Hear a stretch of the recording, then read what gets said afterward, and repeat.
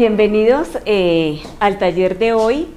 Hoy el tema va a ser la relación que tienen las emociones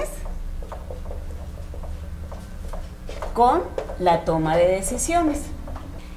Los papitos que han estado acá pueden ver cómo a través del trabajo con los niños, con los jóvenes que hemos tenido, y cuando día a día, paso a paso, empezamos a crecer en ese nivel de conciencia, como yo les he explicado, vemos que definitivamente estábamos como piloteando un barquito y no sabíamos para dónde íbamos, ¿no?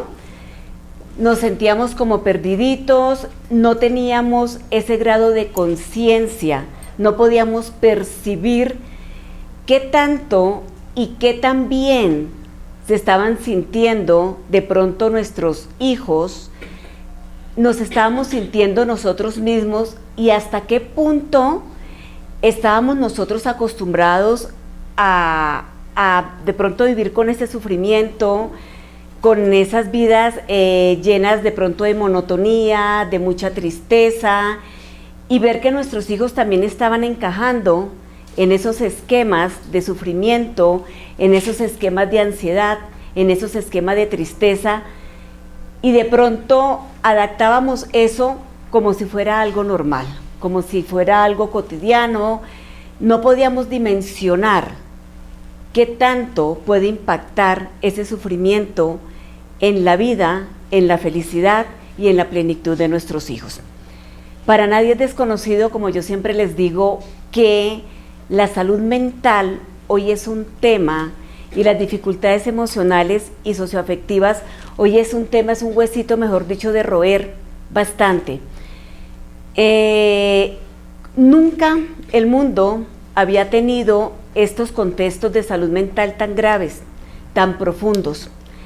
Es muy triste ver que hoy en día niños, bebés, inclusive, están siendo medicados. Acá llegan los niños, papitos con niños pequeños de 1, 2, 3 años, en los que ya les formulan un medicamento, en los que desde ya se les rotula con un diagnóstico, e infortunadamente nos vamos a ese contexto del diagnóstico, pero no podemos entrar de verdad en ese corazoncito, en esa alma, en esa tristeza, porque si el niño está así, sabemos que quienes verdaderamente estamos atascados en esas condiciones emocionales somos nosotros mismos. Y cuando hablamos de eso, pues sabemos que estamos viviendo desde niños un baile de máscaras, ¿cierto? Un baile en que nos han enseñado en que nosotros tenemos que mostrar una imagen perfecta, absolutamente para todo. Entonces, desde niños nosotros sentimos de pronto esa verdadera esencia de las que yo les he hablado, y somos conscientes de que la vida es algo lindo, es algo para disfrutarlo, es algo para gozarlo, y empezamos a expresarnos con toda esa naturalidad, con toda esa esencia y esa autenticidad, y de repente cae el peso de la perfección de nuestros padres. Ese ego, esos miedos, en donde empiezan, como se dice, a tener con nosotros esa relación de control y no de amor.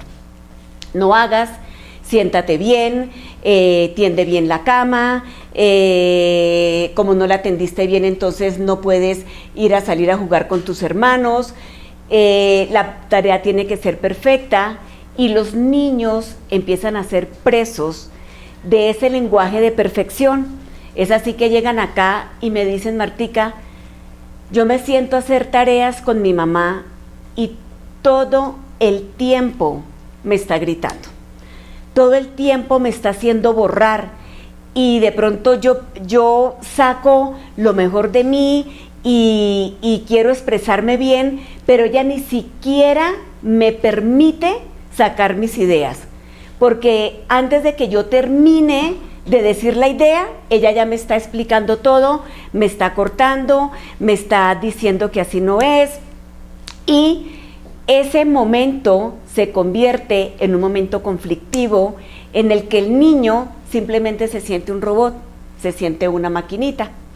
Y así fue como de alguna otra forma nuestros papás se vincularon con nosotros y nosotros nos seguimos vinculando con nuestros hijos desde ese contexto de control y perfección.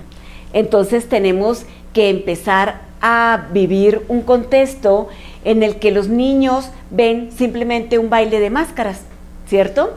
Ven que está ese papito y esa mamita y se supone que están casados, pero llegan acá y me dicen, yo no entiendo mi mamá y mi papá por qué están viviendo juntos si todo el día se la pasan peleando.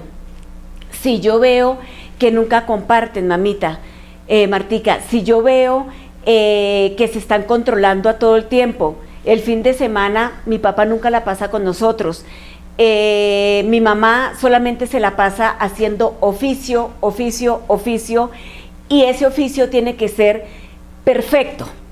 Entonces, seguimos en todos esos contextos de perfección y nos sentimos en el fondo frustrados. Nos sentimos que en el fondo de verdad no hemos vivido esa vida que de verdad hemos querido vivir y que hemos deseado vivir, porque está ese contexto externo que siempre nos ha ido diciendo desde pequeños qué es lo que tenemos que hacer.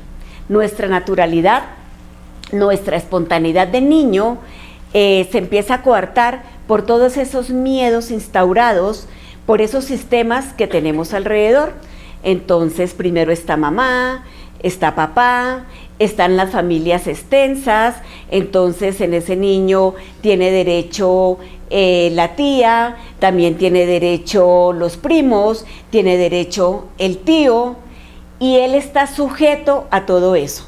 Llega a un colegio y siente también que en el colegio está sujeto a los egos y a esa emocionalidad, a esas frustraciones que presentan los maestros y que son depositadas en ellos.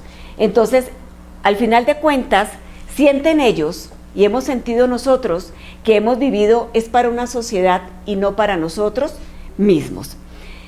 Entonces, al ver todo ese contexto de perfección, de que yo tengo que ser perfecto, no puedo expresarme porque yo sé que mi mamá es la que me va la idea de ella es la que va a primar en esta tarea, la idea de ella es la que va a primar en este trabajo.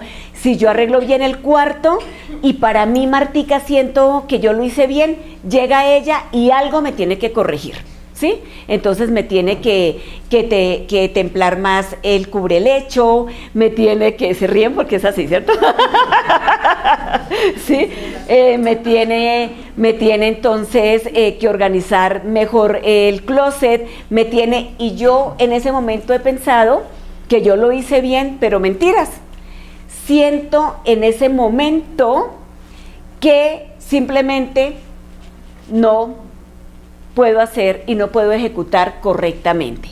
Observen cómo nosotros en ese cotidiano vivir, de pronto no siendo conscientes, lo que yo siempre les he dicho, estamos en una sociedad que está creciendo en conciencia, está creciendo en amor, no podemos leer qué tanto la condición nuestra y qué tanto la forma como nosotros nos vinculamos con nuestros niños, con las parejas, con el otro, qué tanto los está afectando, ¿no? No medimos, ¿sí? Entonces ellos sienten que de pronto hacen las cosas, pero no las hacen bien. ¿Por qué? Porque si yo llego y corrijo, quiero decir que lo hiciste mal. Quiero decir, yo no confío en lo que tú hiciste. Mira, tengo que estarte corrigiendo. Así yo no lo diga de palabra. Así yo entre y sin que el niño se dé cuenta, de pronto se da cuenta, pero yo había puesto aquí mis cuadernos así, mi mamá me los cambió, los corrió. Pero yo había dejado aquí mis juguetes y, no, mira, ahorita ya me los clasificó mejor. Siempre estamos mirando la imperfección. siempre estamos mirando la carencia. Si los niños llegan a los colegios, se sienten de igual forma, porque a veces no presentan una tarea, porque muchos niños que han tenido tiempo de estar haciendo una tarea, han investigado, han leído, no presentan una tarea por el miedo a ser juzgados, porque saben que si esa tarea se las van a mostrar a ese maestro, el maestro simplemente va a recaer en lo negativo, simplemente va a decir, mira, te faltó esto, esto, esto, esto y esto. Y ahí es donde entramos nosotros a vincularnos con ellos, con nuestros hijos, con nuestros alumnos, desde nuestras carencias afectivas. Entonces, si por decir algo, el niño tiene la clase de sociales y el maestro es un maestro que presenta un trastorno de ansiedad, que tiene un desorden de ansiedad, y dentro de ese desorden de ansiedad tiene el trastorno obsesivo compulsivo, que se caracteriza por el miedo a la perfección, a no ser perfecto. Se dice que es la enfermedad de la duda porque es la persona que está dudando absolutamente de todo. Por más que tú te esfuerces, por más que tú quieras complacer, muchas veces a una persona con trastorno obsesivo compulsivo nunca podrás conseguirlo en muchas ocasiones, porque siempre hay algo, siempre faltó algo. Entonces el niño pueda que haya averiguado la tarea, pueda que él de pronto se sienta seguro, tiene su postura, tiene su posición y se la presenta al maestro, pero simplemente él está observando esa tarea o ese trabajo desde su condición, desde su desorden de ansiedad, desde su trastorno obsesivo compulsivo. Así que ustedes, ¿qué creen que qué va a pasar en ese momento en que el niño presenta esa tarea? El profesor lo va a evaluar y si tiene esa condición, algo negativo, es más, se va a fijar solamente en lo negativo, se va a fijar solamente en la carencia. De ahí que en ese momento el niño va a sentir placer de seguir elaborando tareas, se va a sentir empoderado en esa condición, va a sentir tranquilidad. Simplemente en ese momento está guardando una memoria. ¿Y una memoria de qué? Una memoria de frustración. Se sienta en el puesto, pero se sienta frustrado. No se siente realizado, no se siente tranquilo. ¿Por qué? Porque nosotros simplemente nos vinculamos y las relaciones que nosotros tenemos las hacemos desde nuestro niño herido, desde todas esas carencias afectivas y los miedos que nosotros podemos tener. La decisión de una persona con desorden de ansiedad y trastorno obsesivo compulsivo es una decisión, puede ser, mejor dicho, interminable, así de sencillo. Entonces les pregunto, si nosotros tenemos que empezar a tomar decisiones, porque la vida es de toma de decisiones. Desde que tú te levantas, estás tomando decisiones. Desde que tú te levantas. Hoy, ¿qué me pongo? ¿La chaqueta roja o la azul? ¿Qué voy a desayunar? ¿Chocolate o café? Listo. En el trabajo, ¿qué voy a empezar? De todas las responsabilidades que tengo, ¿qué es lo primero que voy a hacer? ¿Y qué va a continuar? O sea, ¿qué hago primero? ¿Le presento esto a mi jefe? O por el contrario, mejor me pongo a hacer este otro trabajo para la junta que tengo ahorita. Entonces, observen cómo la vida es simplemente de toma de decisiones. Pero cuando nosotros conflictualizamos y manejamos ese miedo tan interno, simplemente, ¿cómo creen ustedes que va a ser esta toma de decisiones? Inasertiva totalmente. Inasertiva. Va a haber mucho sufrimiento, va a haber mucha temor, Pero observen que ese temor es ese mismo temor que nos instauraron o le instauraron a ese niño desde pequeño.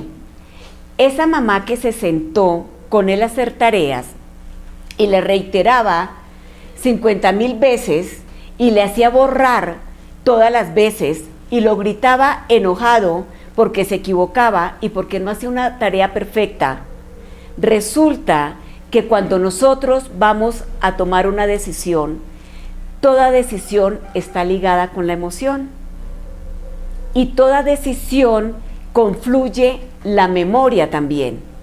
Entonces, el niño en ese momento va a evocar ese recuerdo y cualquier tarea que yo vaya a hacer me va a dar miedo ejecutarla, porque simplemente el recuerdo y la memoria que tengo en ese momento es un recuerdo negativo, un recuerdo frustrante, un recuerdo de dolor.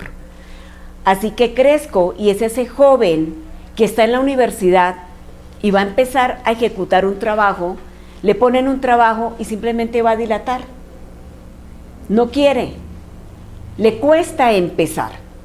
Le cuesta empezar, ¿por qué? Porque tiene duda de lo que hace, porque de niño simplemente dudaron de todo lo que él hacía, dudaron absolutamente de toda ejecución, todo se lo tenían que corregir. No fue libre, no se sintió libre, no se sintió tranquilo. Entonces, es el joven que se va a paralizar, es el joven que para empezar va a empezar a preguntarle a todo mundo, ¿sí? Si va a hacer un trabajo, entonces simplemente va a pensar es en la carencia, en lo mal que me va a quedar, en que yo sé que no domino muy bien este tema, así de pronto él haya leído lo que haya leído y haya estudiado lo que haya estudiado, no, va a sentir mucho miedo, va a sentir simplemente mucho temor, porque esa toma de decisión está ligada a esa emoción que él sintió también desde niño, y esa emoción que sintió desde niño es la que va a ser, la que le va a detonar ese recuerdo inconsciente y esa vivencia inconsciente y la va simplemente a extrapolar en el contexto de su juventud, en el ambiente universitario o en el ambiente que sea.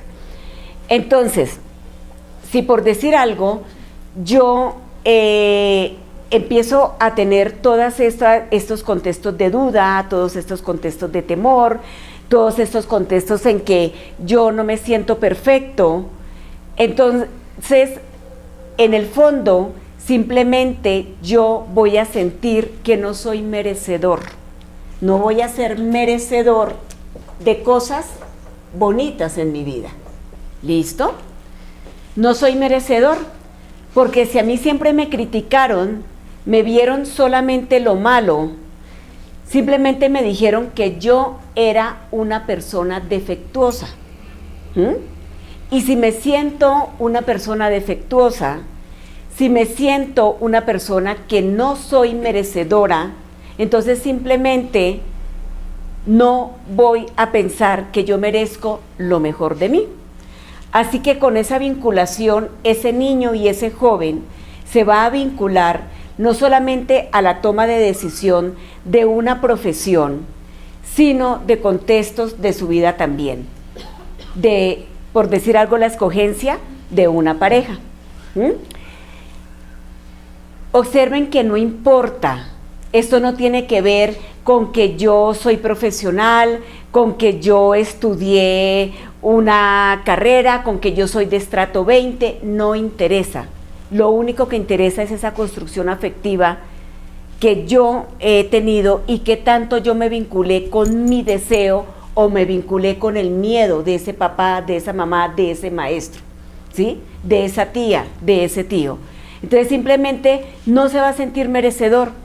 Ya sabemos que si yo no me siento merecedor, porque estuvo ese papá que simplemente no se vinculó conmigo, esa mamá que no se vinculó conmigo desde mi grandiosidad, desde la parte positiva, desde que esa ejecución y listo, mi amor, ejecutaste esta tarea y qué bonito esta idea, qué bonita esta, y luego al final si de pronto yo te sugeriría esto, sino que arrancamos es con todo lo negativo, ¿cierto? Entonces si es la pieza de una yo arranco con lo negativo, ¿sí? Si el niño ha organizado el cuarto y no, le miro primero ese contexto positivo. Si es el maestro, listo, con lo negativo. Traiga el observador, venga y le anotó absolutamente. Ni siquiera nos damos el tiempo de pensar qué es lo que está sintiendo ese niño para que no haya podido ejecutar esa tarea. Entonces, ahí es donde ya luego crecen y, por decir algo, empiezan a no sentirse merecedores con las parejas.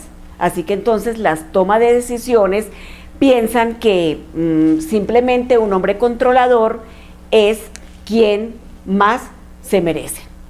Digamos, es una niña o, por el contrario, una mujer cantaletuda, una mujer controladora. Entonces, observen cómo estamos de perdiditos en toda esa construcción socioafectiva. Porque simplemente abordamos a nuestros niños como si fueran robots, como si fueran maquinitas, y no nos estamos vinculando con ellos, no los estamos enseñando a que ellos se amen, no les estamos transmitiendo un vínculo amoroso, no estamos haciendo que ellos puedan sacar su verdadera esencia, que ellos puedan ser lo que son. Entonces, cuando llega un papito aquí con un joven de pronto universitario, me dice: Martica, es que le está yendo muy mal en la universidad porque él no tiene método de estudio. ¿Es que no tiene método de estudio? ¿O es que no conoció el método para vivir una vida coherente con sus deseos? Una vida plena, una vida en la que él sintiera que podía tomar ese barquito desde niño, y de repente crecen a expensa de los deseos de los papás, de los deseos de esa familia extensa, de todas las carencias afectivas. Y esto no es para que nos llenemos de culpa. Ustedes saben que lo peor que puede haber es la culpa. Nada. Es simplemente para que nosotros nos cuestionemos qué tan bien está mi emocionalidad, ese interior, ese niño herido. He trabajado en ese niño herido, he trabajado en esa coherencia con mi pensar, sentir y actuar. O mi hijo tiene que aguantarse la incomodidad de estar con una pareja a la que yo no quiero, con la que yo no me siento bien. Pero observen cómo todos esos miedos simplemente quedan dentro de nosotros y los estamos sacando en forma de frustración, en forma de dolor, en forma de rabia, en forma de ira, en forma de culpa con nuestros niños y con nuestros jóvenes. Entonces, tenemos miedo a decidir, tenemos miedo a hacer un clic en la vida, a redireccionar ese barco. No importa qué edad tengamos, 20, 30, 40, 50, 80, no interesa.